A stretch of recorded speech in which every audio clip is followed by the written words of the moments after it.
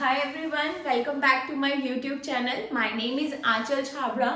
तो बेटा, previous video में मुझे एक बच्चे का कमेंट आया था, दैट वाज आयुष छाबड़ा, जिन्होंने कहा मैम साइंस का कुछ पढ़ा दो, क्लास 10th का पेपर आने वाला है। दैट्स फॉर श्योर आपके ही कमेंट से बेटा आप ही बताएंगे कि मुझे क्या पढ़ाना है, वही टॉपिक लेकर के मैं आऊंगी। तो क्लास 10th में एक chapter 4 that is carbon and its compound का एक टॉपिक है, that is soap, micelle, cleansing action of soap, है ना। तो उस टॉपिक के आज बारे में हम थोड़ा डिस्कस करेंगे। फाइन, तो I have written here the topics. The first one is soap. Soap क्या होता है बेटा? नॉर्मली घर में हम सोप यूज करते हैं। सोप का क्या काम है? कपड़े धोने में यूज होता है ना। फेस वॉश करते हैं, हम नहाते हैं, उसके लिए सोप यूज करते हैं। तो मेनली हमारा सोप का काम क्या है? सोप क्या करता है? डर्ट रिमूव करने के काम आता है ना। तो सोप ऐसे कैसे डर्ट रिमूव कर देता है? सोप जो होता है बेटा, एक्चुअली सोडियम सॉल्ट होता है कार्बोक्सिलेट आयन का। फाइन, इसका जो स्ट्रक्चर होता है सोप का, दैट इज लाइक दैट। एक हाइड्रोफोबिक टेल होती है और उसके साथ एक हाइड्रोफिलिक पार्ट होता है। फाइन, ये जो टेल होती है बेटा, इसको कहते हैं, this is the hydrophobic part. Hydrophobic part. अब फोबिक पार्ट, हाइड्रोफोबिक मतलब hydro means water, phobic means phobia, जिस चीज से हमें डर होता है। तो मतलब ये क्या होता है बेटा? ये पानी में डिसॉल्व नहीं होता, वाटर इनसॉल्युबल होता है। हाइड्रोफोबिक पार्ट वाटर इनसॉल्युबल है, और ये ऑयल या ग्रीस में वाटर इनसॉल्युबल बट डिसॉल्विंग, और you can say soluble in grease and oil. Grease और ऑयल में क्या होता है बेटा? ये सॉल्युबल होता है। Fine, and this is the hydrophilic part. Hydrophilic part, hydrophilic क्या होता है बेटा? Same, hydro means water and philic means loving, loving, है ना। जो पानी में घुल जाता है, वी कैन से, ये इसका जस्ट अपोजिट होता है ये वाला पार्ट, जो वाटर में घुल जाता है, मतलब वाटर सॉल्युबल होता है, और ऑयल और ग्रीस में क्या होता है? इनसॉल्युबल होता है। फाइन, अब इसमें बेटा आप कैसे याद रखेंगे? कई बार ऐसा होता है पढ़ते पढ़ते हम भूल जाते हैं कि कौन सा हाइड्रोफोबिक है, कौन सा हाइड्रोफिलिक है। तो आप ये बात याद रखना कि जिसमें फिलिंग हो सकती है, जो एम्प्टी स्पेस है, एम्प्टी स्पेस कौन सा है? सर्कुलर वाला, है ना।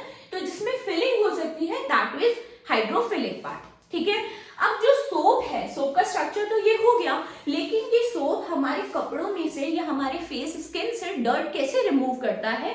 फॉर एग्जाम्पल, हमने क्या लिया है, एक सरफेस ले ली कि जिसपे डर्ट लगी हुई है। ठीक है, ये डर्ट लगी हुई है।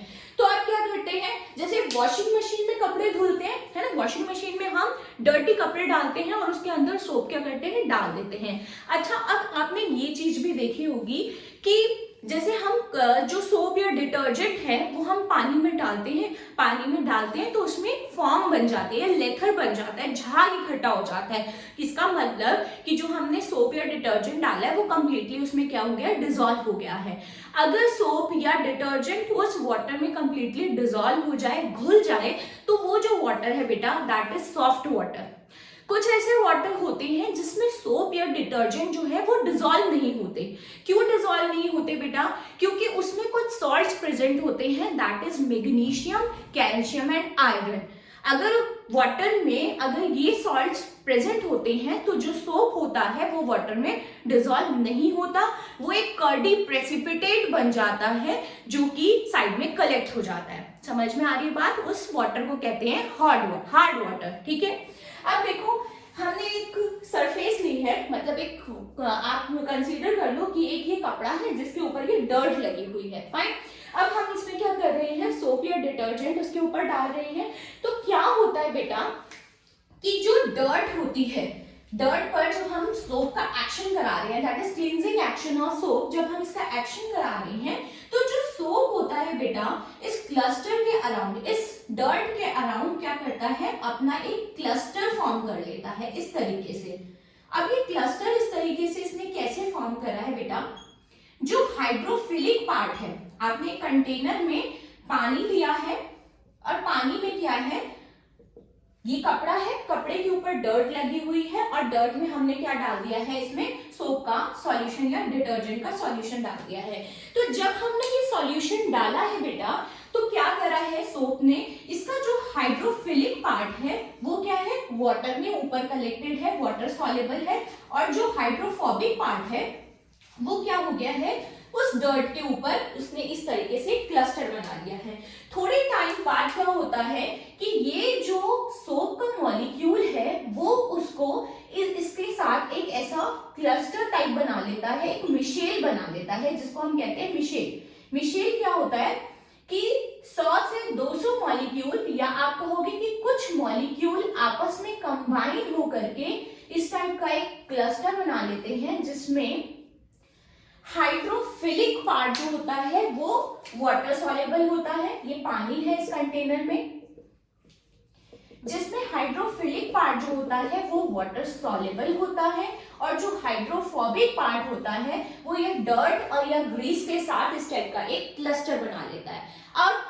अब इस प्रोसेस में आप देखो, ये वॉशिंग मशीन है, इसमें हमने सोप का सॉल्यूशन डाला हुआ है। तो जब मशीन स्पिन होती है तो अब जो डर्ट है वो क्या होती है, एक साइड पर कलेक्ट हो जाती है, वो जो मिशेल होता है वो क्या होता है, रिमूव हो जाता है, और जो क्लीन क्लोथ होता है वो सेपरेट आउट हो जाता है, मतलब कपड़े से जो डर्ट होती है वो रिमूव हो जाती है। पहले के टाइम पे क्या करते थे कि कपड़ों में से डर्ट रिमूव करने के लिए जब हम सोप से रब करते थे तो उसे किसी स्टिक से या कपड़े से या किसी स्टिक से उसे बीट करते थे, जिसकी वजह से जो मिशेल था, जो क्लस्टर होता है वो क्या होता है, सेपरेट आउट हो जाता है, और जो हमारा क्लॉथ है वो साफ हो जाता है। Okay, that's for all beta. If you are still having doubt in this topic, you can comment me in the comment box. और बेटा ये बहुत हाई टाइम है, आप इसमें एग्जाम्स की स्टडी करते रहिए। अगर आपको और किसी भी टॉपिक में डाउट आ रहा है, किसी भी क्लास के रिस्पेक्ट में, तो comment me in that comment box. I will try to make video for that topic. Thank you for watching, and please if you like the video, please subscribe to my channel. Thank you.